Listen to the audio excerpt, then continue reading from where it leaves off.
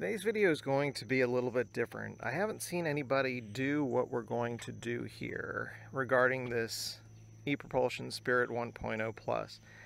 The boat is a 1967 Glastron Futura Super Sport, and the previous video shows some of the renovation work with the paint job and a little bit of repair stuff in my driveway.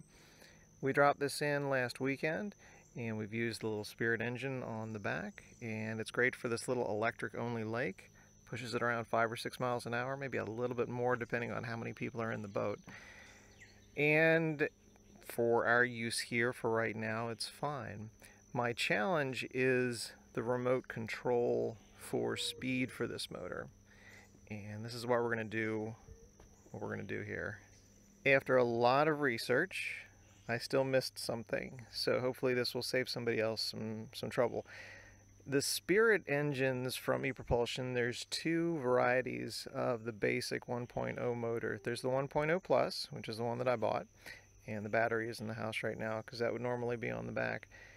And there's the 1.0 Plus Evo. The Evo works with a remote control head, and I had purchased a remote control head and temporarily had it on the dash there and was hoping to connect it to the Spirit 1.0 Plus, but the remote head does not work for the Spirit 1.0 Plus. So we're going to do something a little bit different here with this. For steering, we've got a pretty simple solution here, and this works really well. These blocks I found on Amazon, and they're super cool. They're, I think, better than ratchet straps for a lot of uses, and works really well for this.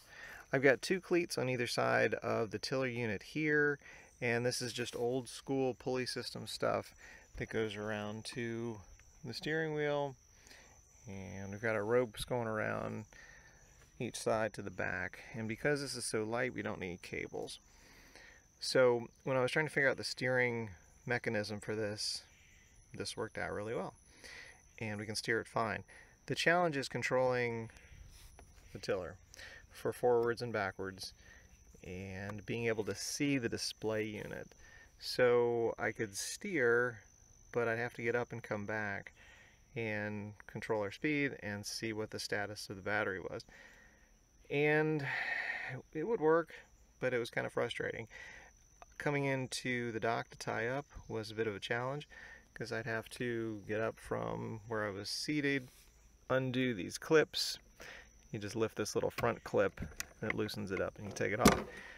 But I'd have to release these, come to the back, and kind of just tiller steer into the dock. And it was awkward, and especially if we had multiple people on the boat, it was really awkward kind of climbing over folks. With the Spirit 1.0 Plus and the lack of remote control head, what we're going to do, I've already voided the warranty on this, so be advised, if you try anything like this, you will void the warranty on this. When I put these cleats in the side, I drilled 2 holes on either side, and that's what controls the steering.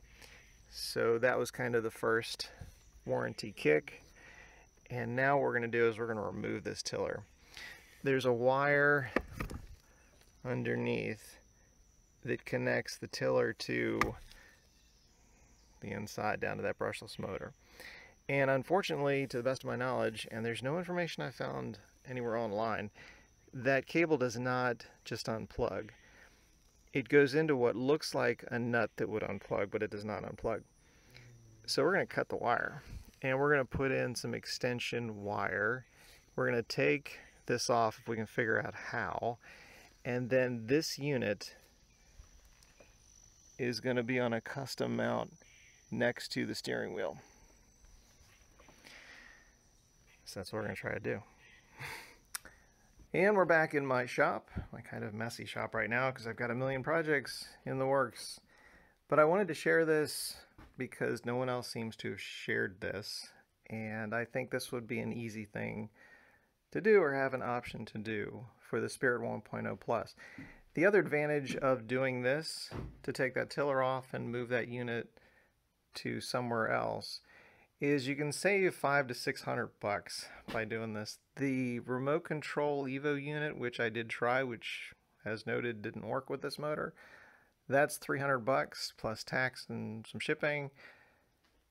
And this doesn't cost anything.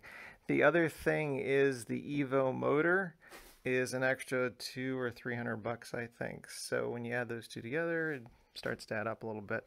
Of course, all these things are very expensive. But as far as the wiring here goes, this is the cable that goes into this nut here. And it looks like you could just unscrew this nut. And I wish it was as simple as a plug, but it's not. So this comes out, and then we have some extension here, but that's where it stops. So it's soldered in or connected in there, and we're not going to open this up here. So this is just kind of a pinch nut to keep that in place. So the first thing is going to be to cut this. The other is going to be to try to figure out how this pin system works. We've got the pin on this side, but on this side it's flush. We don't. So the first thing we're going to do is take the spring off, and I don't know if it'll just slide out. I'm thinking it will, or maybe a couple loosening nuts, but I think it will slide out, and then that will remove the handle, and then this we can just put an extension cable cord on it. Should be pretty simple, but we'll see.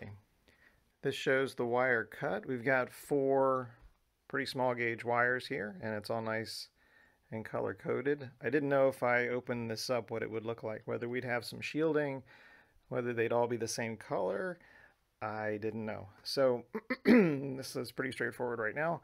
And I'm just going to use some Cat 5 cable, I believe, here that I've got laying around. I need to see what kind of line I've got. Then the next thing is to try to figure out this pin mechanism.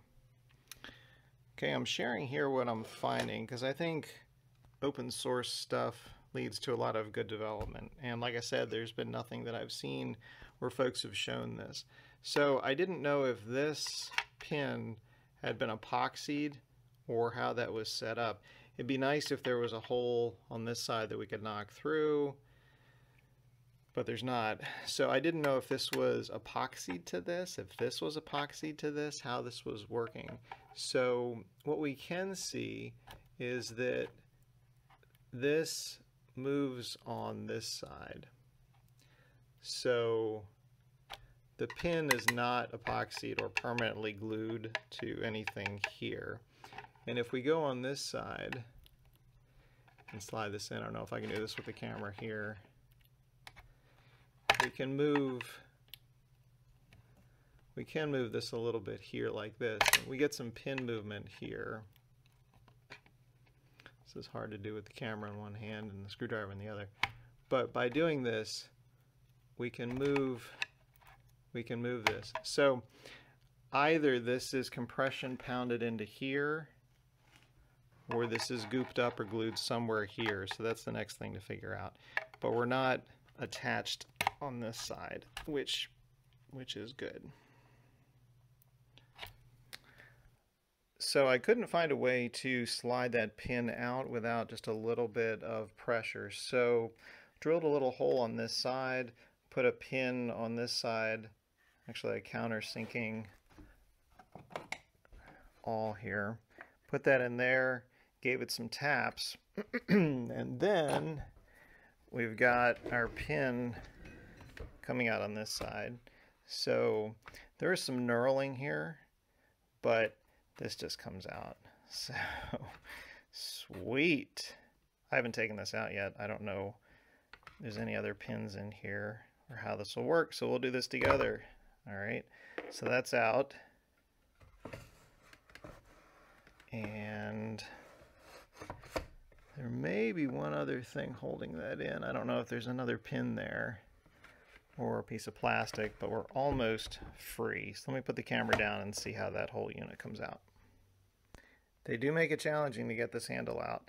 So the last 2 pieces after that pin came out, you can see those jagged edges. So I needed to nip away a little bit some of the plastic because that was causing a lock for this to come out. So, but we're clear here. And the next is to put some Cat 5 cable on here, wire these up, and do a test run in here and see how that works. So again, to pull it out, to get this pin out, drilled a hole on that side so we could knock it through.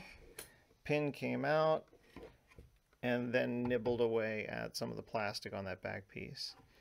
And then you kind of wiggle the handle out. So we've got a remote head, so to speak, that we're going to mount up by the dash. And I'm not sure exactly how I'm going to do that, whether it'll just be a shelf, whether it'll be mounted on the side to the right of the steering wheel, or just what. But doing it this way and a little bit of cable could save about 600 bucks. It would be so nice if, yeah, there was just a plug on these two sides, but I'm sure that's by design. So, moving forward, our wires have been prepped, so we've skinned these back, both there as well as on the motor head. I don't know what the right terminology is. And this is not Cat 5 cable, I don't think. I don't remember where I bought this from. Maybe Hamfest, flea market, some swap meet or something. So we had a couple extra wires in here that we're not going to need, but pretty lightweight stuff, small gauge, pretty close in size. So I'm going to put some heat shrink tubing, or get ready to put some heat shrink tubing on here, and get the soldering iron out and connect them all up. I've got about 15 feet of wire here. It's more than I need, but I don't think we're going to have too many issues with this, but we will see. Okay, I've got these connected temporarily, and I've checked my continuity, and we're all together here, so let's see what we got. Needless to say, any kind of tinkering like this voids the warranty every which way to Sunday. So just be advised if you're going to try anything like this. But again, this is just because I haven't seen anybody else do this. So we've got our battery connected to the top. That's a fully charged battery. We've got our kill switch sitting on here. Let's turn on our power and see what we got. Woohoo! Yay! Nice! I'd be lying if I said I wasn't a little bit shaky. Alright, so let's gently turn this around because everything is just very tenuous right now. And we'll slowly turn the throttle a little bit, and we'll see if our prop turns as it should. Make sure everything's clear. And this is not going to turn real fast, but let's go forward. Kind of hard to do this. And then we're at 7 watts. We've got turning there. We speed this up a little bit.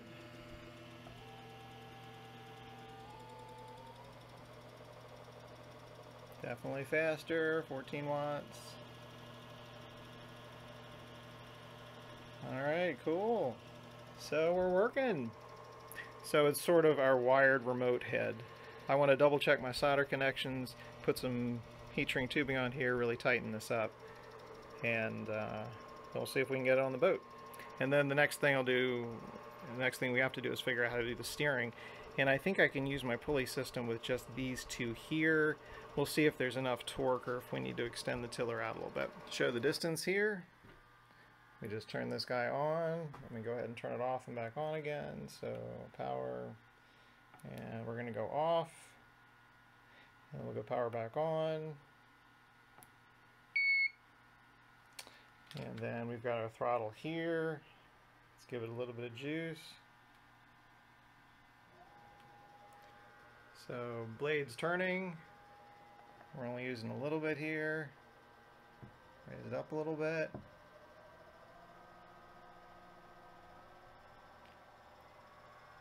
And we're spinning fine over there, and this is just forward. It's a hot day in here. That breeze feels nice.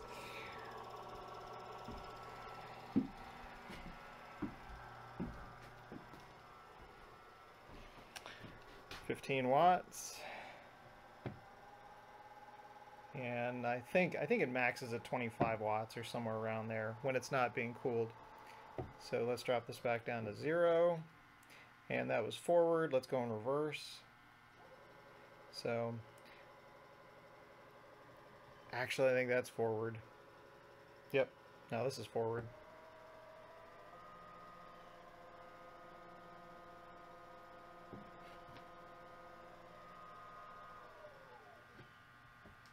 Sweet. What I want to do next is I want to make sure these wires are anchored.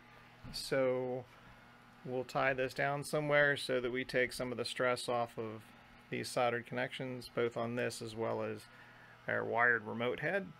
And then maybe a little later on today we'll see if this will work for the steering with my setup. I think it will. It'll certainly have more tension on the ropes here than it would a little bit farther out, which is what I was using on the tiller, what those cleats were. But we'll go from there. So far so good. This is just a proof of concept. So those two clips, they're sort of like ratchet straps that I've used for some different things, but work really well in this application. They just clip to the front of the Spirit Plus, and again, this is not the Evo, and this is temporarily just zip tied here, just to see how this would work. And what I will do is I'll design something here so it's nice and flush, maybe comes out of the dash a little bit and looks a whole lot cleaner. This of course is where the old controls used to be, so those holes were kind of there before, and this is just temporarily zip tied there. But let's go ahead and turn this on, and we are of course upside down here because our throttle's upside down. But we've got life, we've got our readout. It is a really hot day here. The humidity and the temperatures are really hot. For steering, we've got good steering control. Actually better than it was before when it was using the ends of the tiller here. And we're good to go. So a little bit odd at the moment, but this is just to see if this works, and we'll make it prettier later on. And we're working fine. It's nice to actually have control up here. So this is about, can't see it on the screen here from this angle, but about 500 watts or so.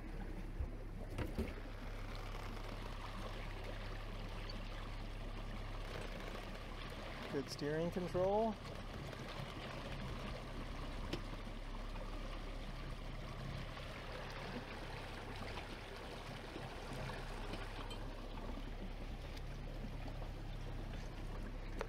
And let's throttle this up a little bit. So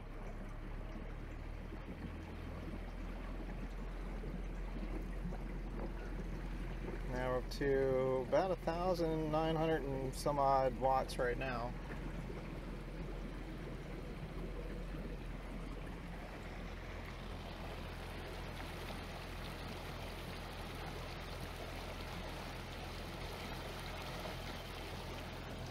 Nice little wake. And we've got control up here. So it says about an hour and 20 minutes of runtime. Drop that back a little bit. Nice to have control up here.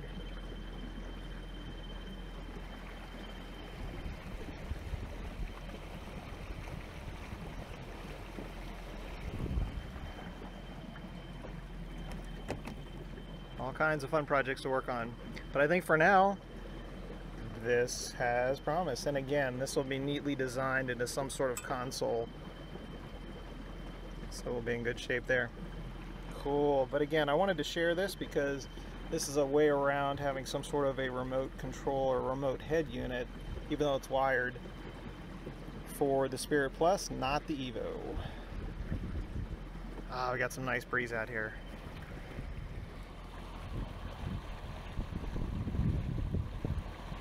Awesome. Thanks very much for taking a look.